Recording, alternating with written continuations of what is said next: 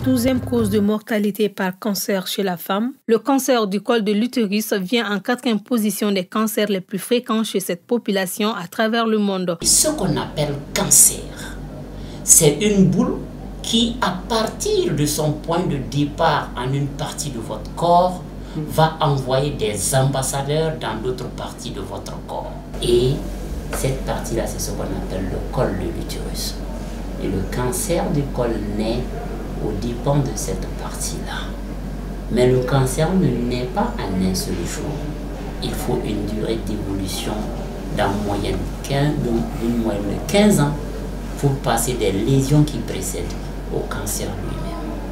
Le papillomavirus humain, encore appelé HPV, constitue le principal facteur de risque dans la survenue du cancer du col de l'utérus et qui se transmet uniquement par voie sexuelle, explique le professeur Teguete. Alors aujourd'hui, il faut retenir que le cancer du col de l'utérus est une maladie de la sexualité.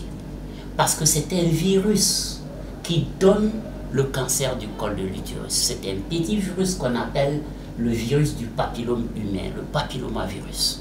C'est la première infection sexuellement transmissible dans le monde, tout pays confondu.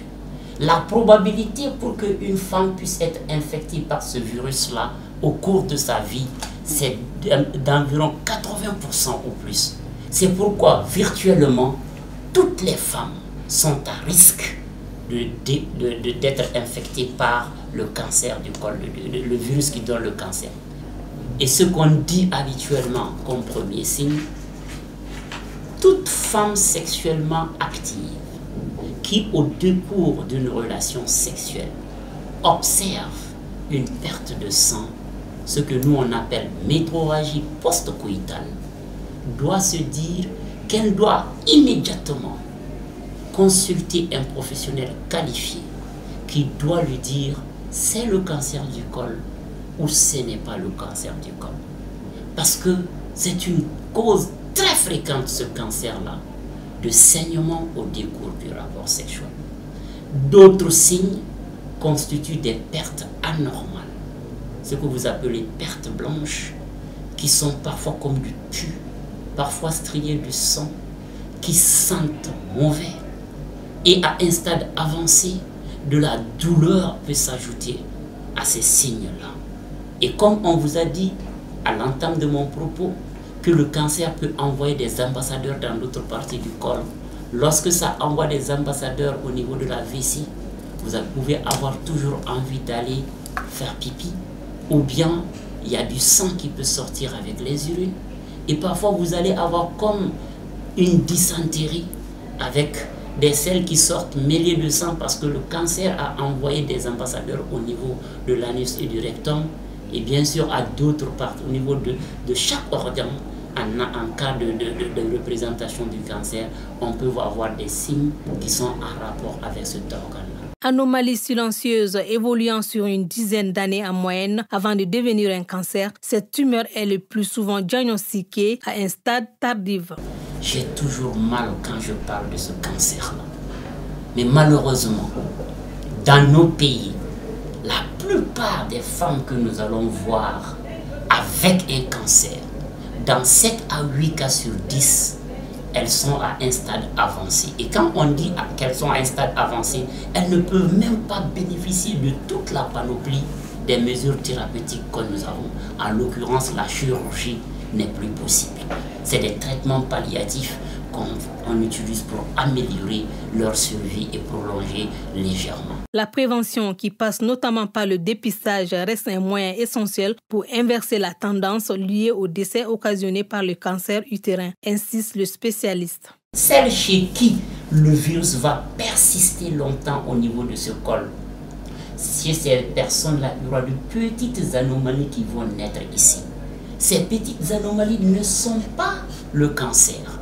Ces petites anomalies qu'on appelle lésions précancéreuses vont évoluer pendant 5, 10, 15, 20, 30 ans, en moyenne 15 ans d'évolution, pendant lesquels, si la femme est vue, on peut traiter ces petites anomalies.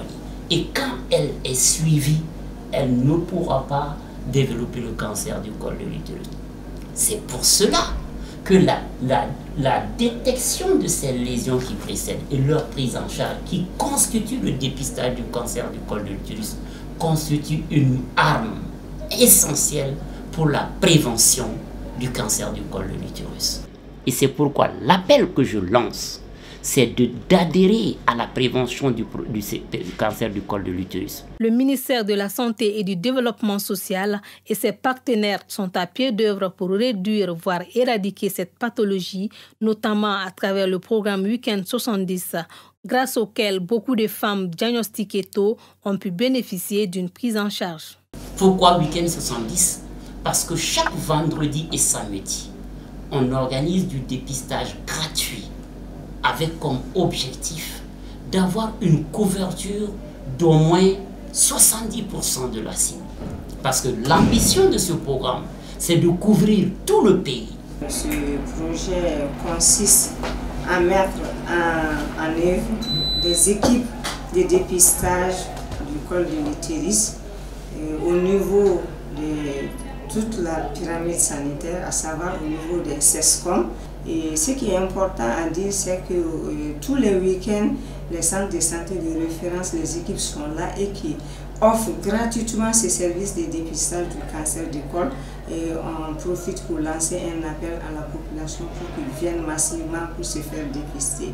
Parce que mieux vaut prévenir que guérir. Avec un taux de mortalité estimé à 1,7 pour 1000, le cancer du col de l'utérus ne doit plus être une fatalité. La seule astuce, faire le dépistage précoce et bénéficier d'une prise en charge adaptée.